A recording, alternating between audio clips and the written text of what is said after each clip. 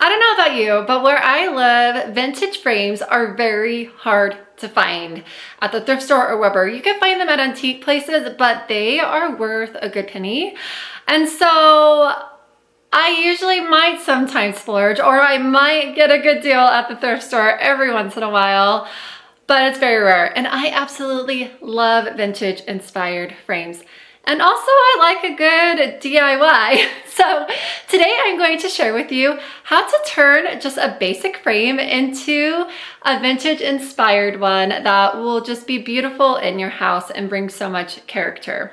So I was at the dollar store the other day and I came across one of these arch frames. They actually come in two sizes, and black and white. And I knew they were destined to be turned into some vintage inspired frames. The good news is you don't have to go to the Dollar Tree or the dollar store to do this project. You could just find a frame lying around your house that needs a new update, or just go to the thrift store and get one. If it isn't black, I would suggest your first step is to paint it with acrylic black paint. And then we're going to change it into something like this. So here is a good before and here is a good after of what this is going to look like. It is a fun little hack that I use in order to create this. Also, I will be sharing with you how to print something off on your home printer and turn it into what looks like a real oil painting. I'm trying to show you the sheens here. So that's another fun little hack I'll be sharing with you in this video. My name's Alicia. I'm from thriftyandchic.com. Grab your supplies and let's get crafting.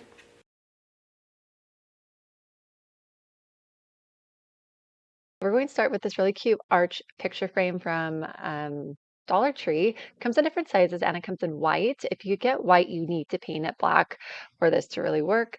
I got the black already and I'm going to use some Rub and Buff. This is a brand new one, so I used the tip to open up the seal. Just a tip for you, for those who didn't know. I apply the Rub and Buff with this brush, but you could easily do it just with a cloth as well. And then I have these molds that I've used before, and I'm going to add some hot glue into these molds. And I'm going to kind of, as carefully as I can, it doesn't look like I am, but I am, fill in all of the nooks and crannies of these molds. I'm going to do all of them because I don't know which ones I'm going to use quite yet.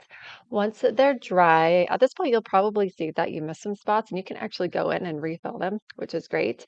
Once they're dry, take them out and then add some black craft paint. This is a must. It does make a difference having the black craft paint underneath the Rub and Buff. So add that to all of your hot glue appliques, I guess they would be called, and dry them. I speed up the drying process with a blow dryer because I am very impatient with things like this. And now I'm going to get my Rub and Buff. This is in gold leaf. I don't know if I said that or not. And I'm going to add it to all of the appliques with this stippling brush. I'm sure you guys will correct me. So I'm going to go through and add those. See, they just come to life. But at this point, you're going to see that they need to be cleaned up. There's not hairs, but they look like little hairs, just, like strings of hot glue. So go through and clean them all up. Because now we have our frame and the gold pieces that we're going to add onto it. And so just play around with where you want these. I'm going to share with you in a minute another idea that I had for this using the same pieces. And then you're just going to hot glue them into place. Um, they stay on pretty well. So, which is funny because it's just hot glue onto hot glue.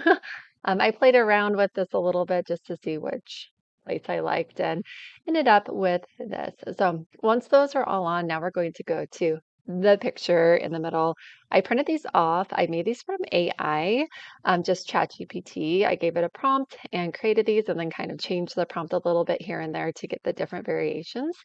I printed this in a 4x6, so I'm going to cut it off or cut it out and then add it to the picture frame. At this point, you don't need to add it to the picture frame, but I wanted to just because I wanted the whole look and feel of it already and see how pretty it was.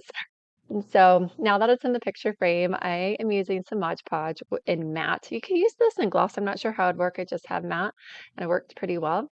So I got a decently nice brush and applied like quote unquote the background onto the picture with the Mod Podge, just following the arch of the frame and everything. And then I'm going to go through and add Mod Podge to each individual part of it, like the flowers, like where I would assume you would see brush strokes, right? On the vase, on the leaves, and I'm going to just leave them thick right there and let them dry. And it turned out so beautiful, like a real painting. I will show you in a second how this looks with the other AI version and another frame.